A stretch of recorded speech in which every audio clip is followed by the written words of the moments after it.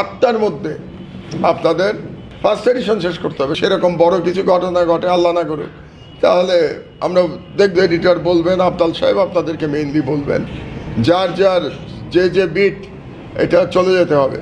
এবং এখন আপনারা জানেন নিউজের স্টাইল চেঞ্জ হয়ে গেছে। ওই স্টাইল নাই যে আপনারা সারাদিন নিউজ রেডি করে সন্ধ্যাবেলা আসবেন, তারপর নিউজ লিখবেন, তারপরে পত্রিকা যাবে, কারণ আমার অনলাইনের ব্যাপার আছে।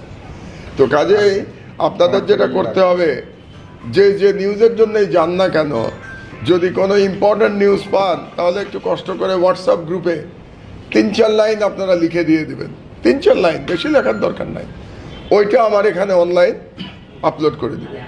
আর তারপরে ডিটেলস নিউজ তো পত্রিকার জন্য যখন আপনাদের করবেন, সেটা আপনার নিউজ এডিটর জানে, আফজাল সাহেব, জাহিদ সাহেব, তারা জানেন। মেনলি এই 3 জনই চালাবেন পত্রিকা। তো এই জিনিসটা আপনাদের মাথায় রাখতে হবে।